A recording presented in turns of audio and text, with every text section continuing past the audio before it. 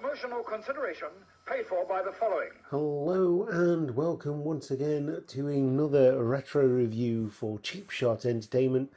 I am your host Luke, and as ever you are the Cheap Shot Nation, and this is the continuation of the 2001 pay-per-views. We're at the end of the year. It is December 9th 2001, and we're at Vengeance, which took place at the San Diego Sports Arena in front of 11,800 fans.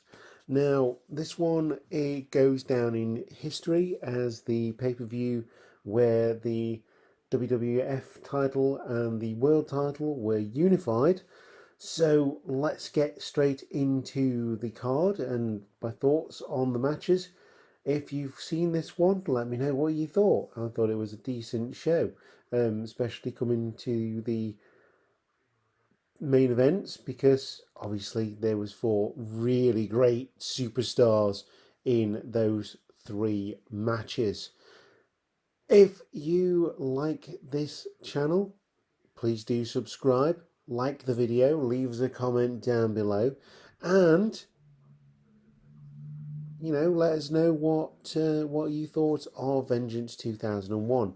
But if you want to know my thoughts, please join us for the main part of the video.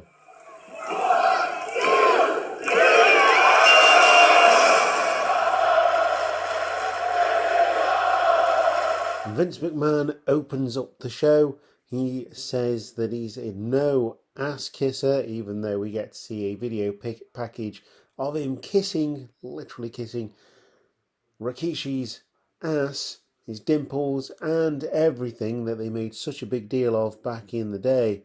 And he says, he who laughs loudest, because this is the point where Ric Flair goes in as 50-50 partner, because he's bought Shane and Stephanie out of their 50% of the company. Flair then starts the show and gets the crowd going, because the crowd is really hot for Ric Flair. It's looking good in 2001. I mean, we're 20 years down the line and he doesn't look like that anymore, obviously. But his body's kind of almost giving up on him, which is really sad. But Flair looks good here, gets the crowd going, says that it's going to be a night of champions, basically, and lots of unification bouts to move the show forward. We start the show with Scotty 2 Hotty and Albert versus Test and Christian. Obviously, at this point, Albert was known as the Hip Hop Hippo. That wouldn't stay for very long because, Scotty 2 Hotty would just go down at the hands of Albert, who got really annoyed and said, look, I don't want to dance anymore, I want to beat people up. And that's exactly what he should be doing. But this match broke down really quickly. Again, really, really big fan of Test and Christian. I'm not sure whether they were the Un-Americans at this point, but I really like Test. I think he was he wasn't an undiscovered talent, clearly, but I think he was an underappreciated talent. And Christian, the same. Edge, there's a lot of eggs in his basket at this point in time. But the match breaks down really quickly. Christian tries for the unprettier, but gets caught with a bolo bomb for the win from Albert. I'm going to give this one cheap shot out of 5. An okay opener, but could have been given a lot more time and could have been really much, much better. But we go into the next match. We move on to the next match, which is for the Intercontinental Championship. It is Edge defending against William Regal, and automatically this doesn't get an extra point because William Regal did not cut a promo in this one. But they get straight down to business. There's been a lot of backing and forth in between these two on Raw and SmackDown before this show. Edge goes into this match in full control, and he is in control for most of the match, and Regal goes for the Nux, but he is cut off, and Edge gets a foot on the rope during the pin. He does get caught. He gets caught coming in with a spear as he turns round and gets really angry, and Edge retains in this one. 2.5 cheap shots out of 5. Very run-of-the-mill match, this one, from two absolute legends, who I'd expect a little bit more from, but I understand why, because you've got the tournament at the end. Yeah, perfectly average match here from these two. Did what it needed to do, and we got a winner. Edge retains. Moving on now, it is Hardy versus Hardy. It is Matt Hardy versus Jeff Hardy in a bit of a grudge match after the events of the last pay-per-view Survivor Series, where Jeff had a chance to get out of the cage and retain the titles and take the other titles as well. Didn't take it, decided to jump off of the cage, and that led to the Dudley Boys winning the championships.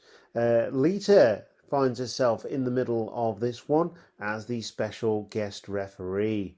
Really good match from these two, as you would expect. These two obviously grew up. They are actually brothers. They're not kayfabe brothers like Kane and the Undertaker, Edge and Christian, for example, and the Dudley Boys, in fact. They are actual brothers. So they grew up doing these things and practicing these matches, and just got tremendous chemistry together. Jeff hits a swanton bomb after a back and forth battle and gets a controversial victory over Matt Hardy as Lita counts her own boyfriend's shoulders down to the mat. His foot was actually on the ropes, but Jeff removes it and gets the pin after the swanton bomb. So obviously Matt Hardy is not very happy about the outcome of that. Lita finds herself again in the middle of everything as Matt Hardy basically has a bit of a downward spiral, and Jeff Hardy picks up the victory. 3 cheap shots out of 5 for this one. We are going up and up in this one because, Vengeance is, again, it's a really good pay-per-view. And like I say, you can't really go wrong with the Hardys. Whether they're in a tag team or going against each other, they're always going to be putting on a good show. WWF Tag Team Championships are up for grabs next. It's Dudley Boys versus the team that has been chucked together, The Big Show and Kane, in theory, who would be a very, very challenging opponent for the Dudley Boys. But as with most teams that get chucked together, there is a little bit of miscommunication with this one. Adaptability is obviously the key with this one because the Dudley Boys give up size and strength to the Big Show and Kane, and causing those missteps and miscommunications between their opponents makes this one really, really good.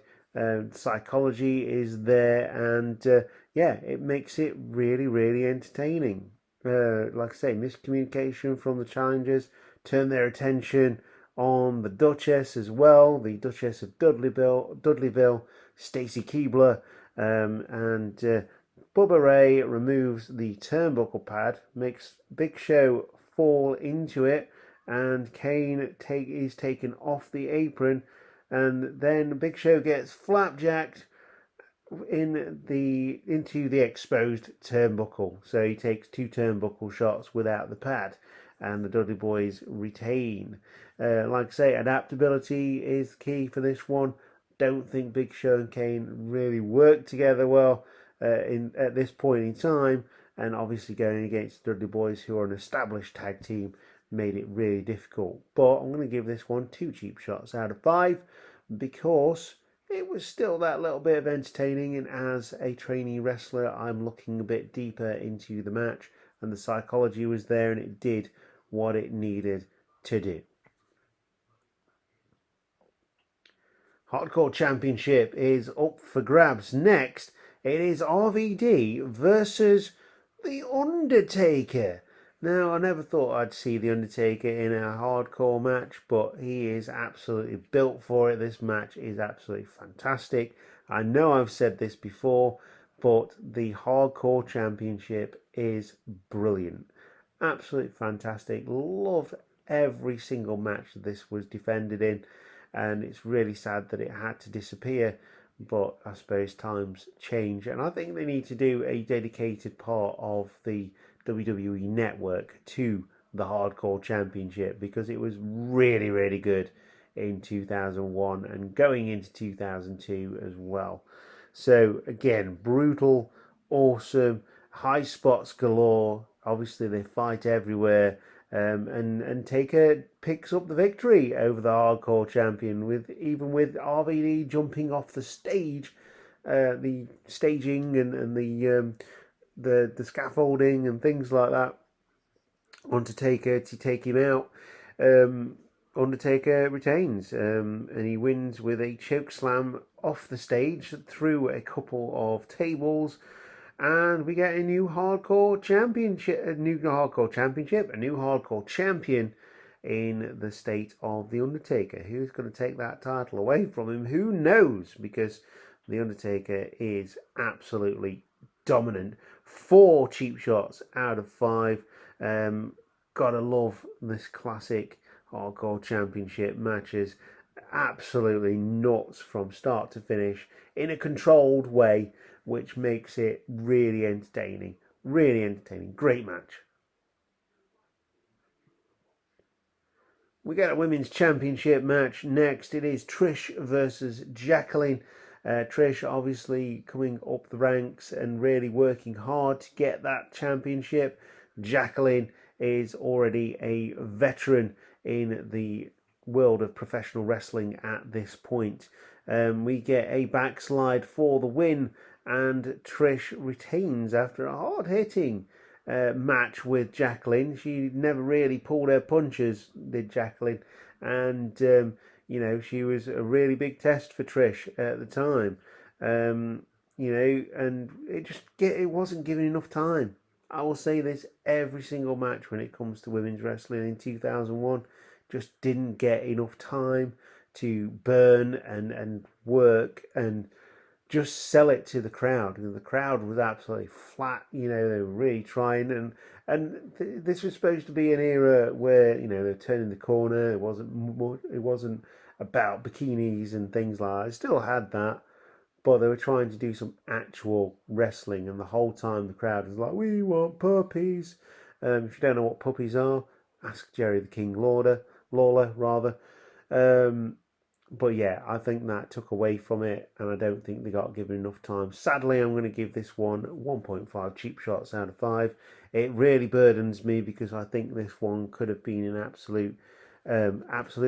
absolutely awesome match between two ladies who were on the rise at this point in time, and very much the key to the beginning, really, the real beginning of the women's revolution. We go into the main events now, because it is the tournament to unify the world title and the WWF Championship into one. A undisputed champion, 4 competitors, 3 matches, 2 championships, 1 winner. 4, 3, 2, 1. Drowning Pool will be rolling in their grave, and they're not even dead. Anyway, so this one is for the WWF Championship. Stone Cold versus Kurt Angle. Kurt Angle is obviously very confident at this point in time about taking those championships, and he has a little bit of a thing with Ric Flair, saying, "I'm going to take those championships," and Ric Flair's agreeing with him, and he's like, I'm going to do it," and he's like, "Yeah," and it was quite funny, because Kurt Angle is funny, and so is Ric Flair, and Kurt Angle doesn't do it. Stone Cold retains the championship. Really good match, this one. Very back and forth. Of course, Stone Cold Steve Austin turning the corner again, becoming a babyface who just doesn't give two hoots about what he does and how he does it. So getting back to the old Stone Cold at this point, but he hits the stunner on Kurt Angle, who has been a fighting challenger all the way through the match, and he gets the victory. Moves on to face the winner of the next match, which is for the WCW World Heavyweight Championship, although it's not called the WCW World Heavyweight Championship, it's just called the World Championship at this point.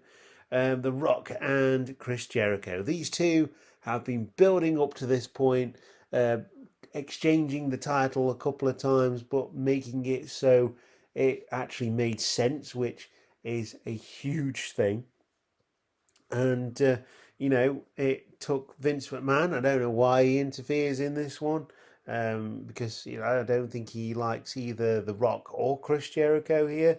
But, Vince comes down, he interferes, and The Rock takes him out, basically. The Rock doesn't need him there. He's been part of the corporation, doesn't need to do it anymore.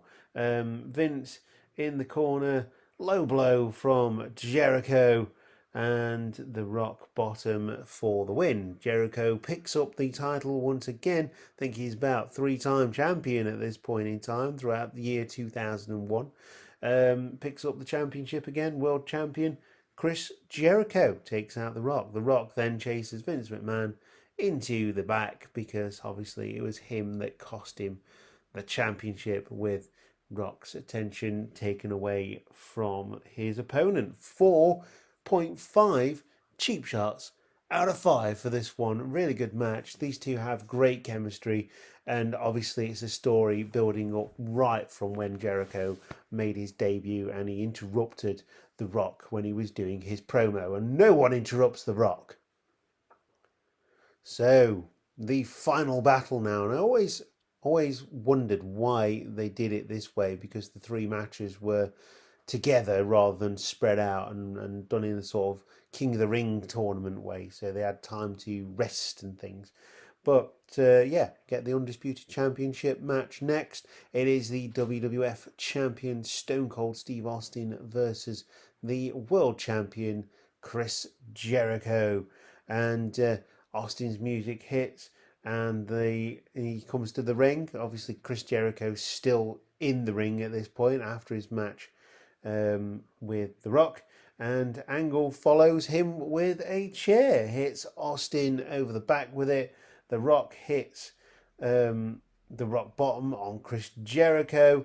Jericho gets a near fall as The Rock chases Angle to the back, and this gets the match going. So the next part of the match is obviously, Chris Jericho and Stone Cold Steve Austin beating the snot out of each other, eventually leading to the win. Chris Jericho is the unlikely winner of this one, with it being, Stone Cold, and he's going up and up. Chris Jericho had the faith of the boss, basically, very worthy undisputed champion, and obviously the first ever undisputed champion, which made him very unique at the time. There is a very funny extract of Chris Jericho's book where he goes into the back and he's going celebrating, there's no one there. He goes back to his hotel, puts the titles in the fridge, because obviously he's not thinking straight. He's just had a match with Stone Cold Steve, 2 matches, one with The Rock and one with Stone Cold Steve Austin. And he wakes up with the titles in the fridge of his apartment that he's rented for the night, which is quite funny. But I'm going to give this one 4.5 cheap shots out of 5. It was ultimately the right choice to put these two in the main event. And we got a new undisputed champion in Chris Jericho, which is surprising and refreshing at the time, having only been in the company for a year. He picked up numerous titles and then won the big one. So, you can't fault his work ethic. If Vince saw all of that in him, to shake things up a little bit, and we all know how Vince likes to shake things up. So, if you watched Vengeance 2001, let me know what you think in the comments section down below. I thought overall it was a really good pay-per-view. Like I say, the sad things about the women's division at the time taken out, and the quite, it wasn't awful, it just not and it just wasn't good. It just wasn't good. And the opener, and they usually put a strong opener on, which is why I thought that if I was booking this, I would put the tournament matches on first to get people going, and then have the main event. But who am I? I'm just a wrestling fan who does the wrestling training, and never booked a show, so can't fault them really. It was a really good pay-per-view and a great way to end the year. So like I say, leave us a comment down below, like the video, subscribe to Cheap Shot Entertainment, and join us on all the social media channels for all the updates that you need going forward, and the more retro reviews. We're going into 2002 now. Next pay-per-view will be the Royal Rumble, and yeah, it's a good one because it's the year of Brock Lesnar as well, of course. So yeah, looking forward to it. If I don't post another video, which I'm pretty sure I will, I'm going to a few wrestling shows in between, so you're going to see some more independent stuff as well. Then if you don't join me again, have a good Christmas and New Year, and make sure you stay safe, and I will see you next time. You are the Cheap Shot Nation. I've been your host, Lee.